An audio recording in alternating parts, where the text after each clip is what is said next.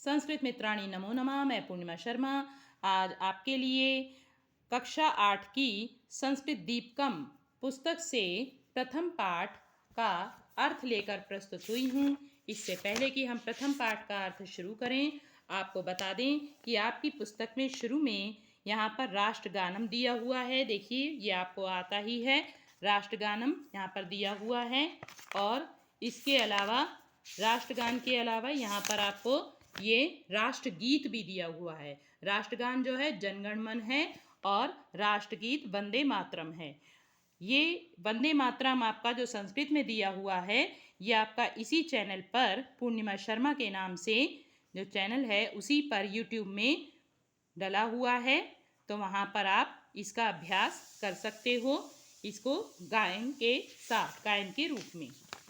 अब आगे यहाँ पर देखिए, आपकी पुस्तक में इसके बाद में यहाँ पर सरस्वती प्रार्थना दी हुई है। तो ये सरस्वती प्रार्थना भी संस्कृत गीत के नाम से यूट्यूब पर, जो पूर्णिमा शर्मा के नाम से चैनल है, उसमें इस प्रार्थना का उच्चारण दिया हुआ है। अब वहाँ से इसका अभ्यास कर सकते हैं। अब आता है आपका प्रथम पाठ। प्रथमा पाठा संगच्छध्वम संवदध्वम। संगच्छध्वम का मतलब होता है साथ साथ चलें, और संवदध्वम का मतलब होता है साथ साथ बोलें। अब कैसे साथ साथ चलें और कैसे साथ साथ बोलें, इस पाठ में आप जानेंगे। प्रारंभ करते हैं। देखिए, अध्यापक खड़े हुए हैं और कुछ बच्चे बैठे हुए हैं जो आपस में बातचीत के माध्यम से अपनी समस्या को रख रहे हैं। तो सबसे पहले क्या है, नमस्ते आचार्य। आचार्य हैं ये संस्कृत में जो अध्यापक होते हैं उन्हें आचार्य कहा जाता है, और जो अध्यापिका होती हैं उन्हें आचार्या कहा जाता है। यहाँ पे आ का डंडा लग जाता है तो आचार्या हो जाता है। तो प्रारंभ करते हैं पाठ का अर्थ। नमस्ते आचार्य। हे आचार्य नमस्ते। अस्माकं विद्यालयस्य क्रीडोत्सवे पादकन्दुक क्रीडायां वयं विजयं प्राप्तवन्तः।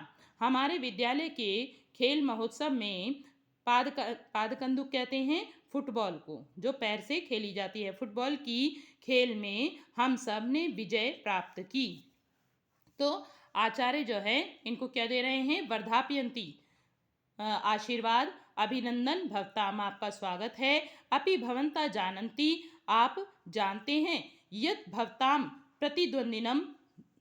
प्रतिद्वंदिना कथम पराजिता, क्या आप जानते हैं कि आपका प्रतिद्वंदी कैसे पराजित हुआ, जो आपसे, आपके विपक्ष में खेल रहा था, वो आपसे कैसे पराजित हुआ।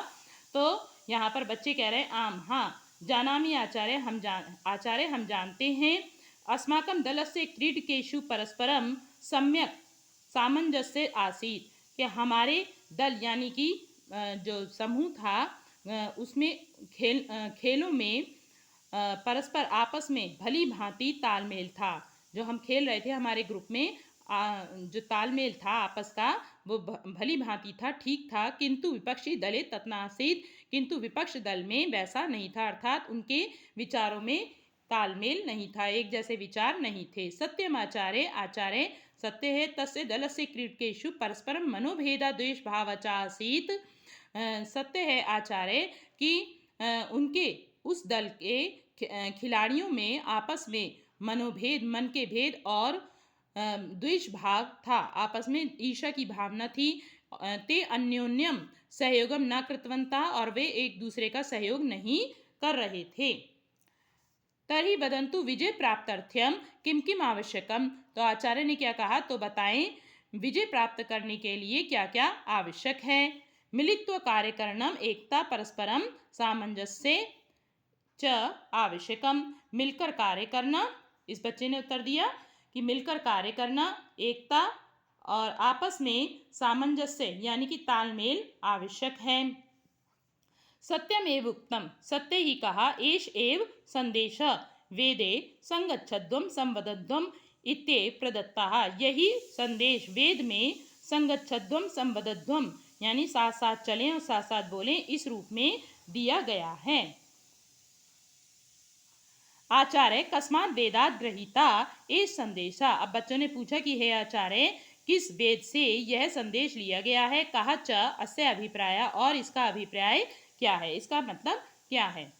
तो आचार्य कहते हैं ऋग्वेदे संज्ञान सूक्तस्य एषः मंत्रांशः, ऋग्वेद में संज्ञान सूक्त का यह मंत्र मंत्र का अंश है यानी एक भाग है।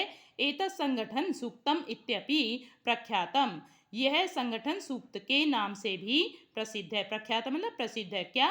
संज्ञान सूत्र जो है संगठन सूत्र के नाम से भी प्रसिद्ध है। आगच्छन्तु आए वयम अस्य सूक्तस्य प्रसिद्धान त्रीन मंत्रान पठामा, आए हम सब इस सूक्त के प्रसिद्ध 3 मंत्रों को पढ़ते हैं।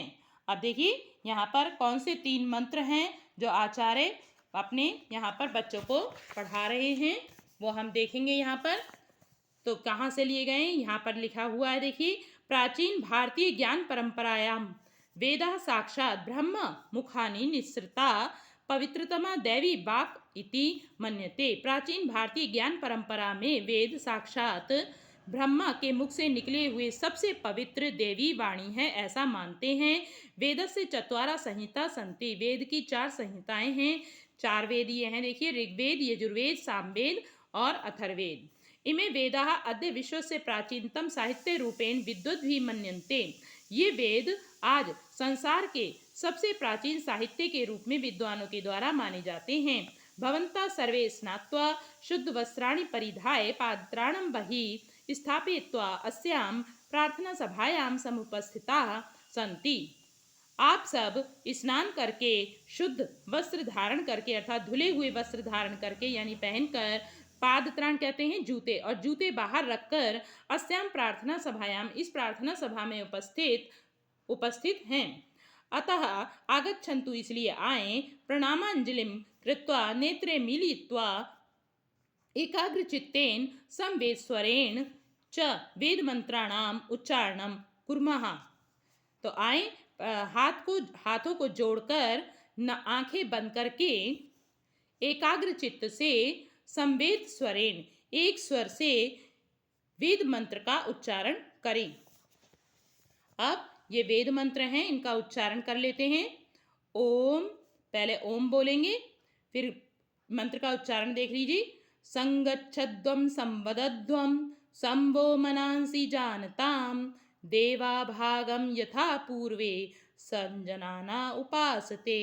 दूसरा है समानो मंत्र समिति समानी समानम मनः सह चित्तम मेषाम समानम मंत्रम अभिमंत्रियेवः समानेन वो हविषा जुहोमि समानी वा आकुतिः समाना हृदयानि वः समानमस्तु वो मनो यथा वह सुसहासति। आज के लिए इतना ही। अगली वीडियो में हम इस पाठ के जो ये मंत्र आपको 3 बताए हैं, इन मंत्रों के भावार्थ को जानेंगे। धन्यवाद।